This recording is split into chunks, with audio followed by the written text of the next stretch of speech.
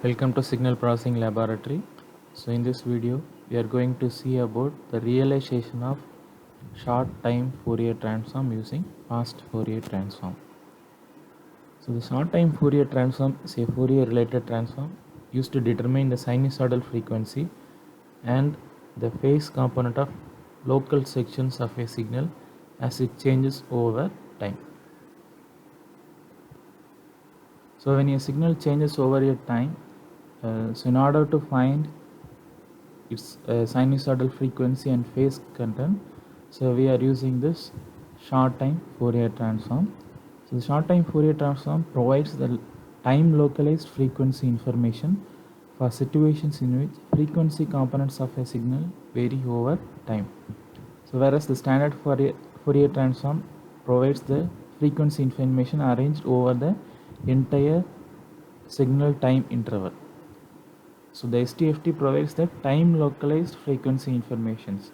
So for a particular time, the frequency information of that signal can be obtained from this short time Fourier transform. So the STFT pair equation is given here. So here the x of k denotes the signal and g of k denotes the L point window function. So here this window function, we can use many windows for this window function. So in our example we are using the Hamming window here. So in practice the procedure for computing a short time Fourier transform is to divide a longer time signal into shorter segments of equal length, then compute the Fourier transform separately on each shorter segment. So this reveals that Fourier spectrum on each shorter segment. One then can usually plot this changing spectra as a function of time known as spectrogram or waterfall plots, such as commonly used in the software defined radio based spectrum displays. So here we are using short time Fourier transform. So for that, a longer time signal is divided into shorter segments of equal length signals.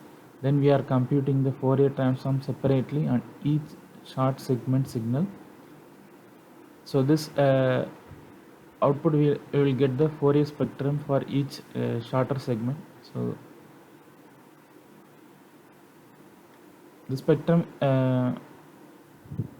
is usually plotted on the changing spectra, so as a function of time, so known as spectrogram or waterfall plot.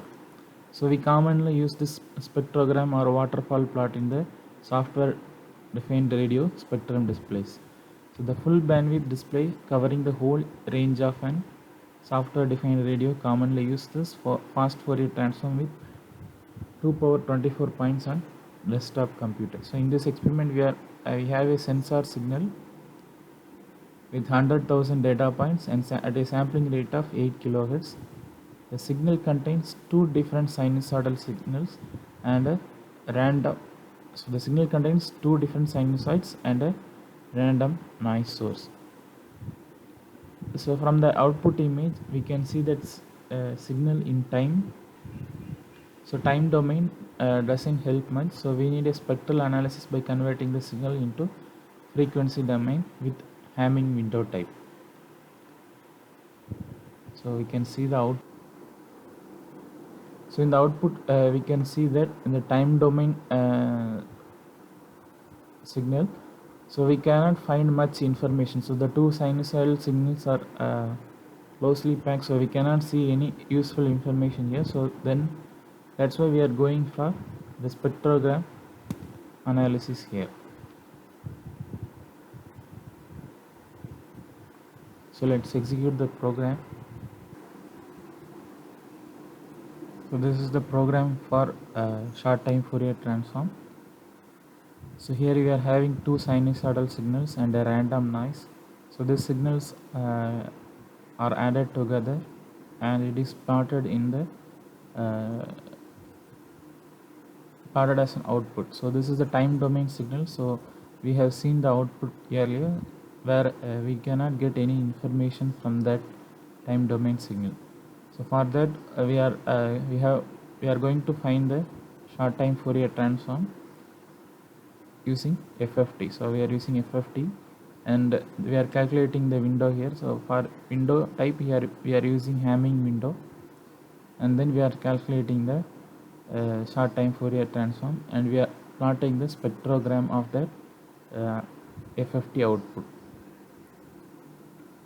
So let's run the program.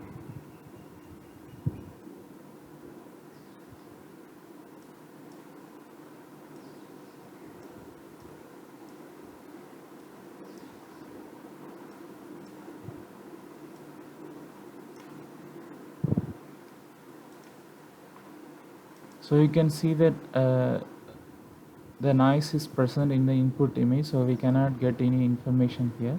So for that, in order to analyze this signal in frequency domain, we are going for short time Fourier transform. So here we can find the two sinusoidal signals in the spectrogram at different frequencies.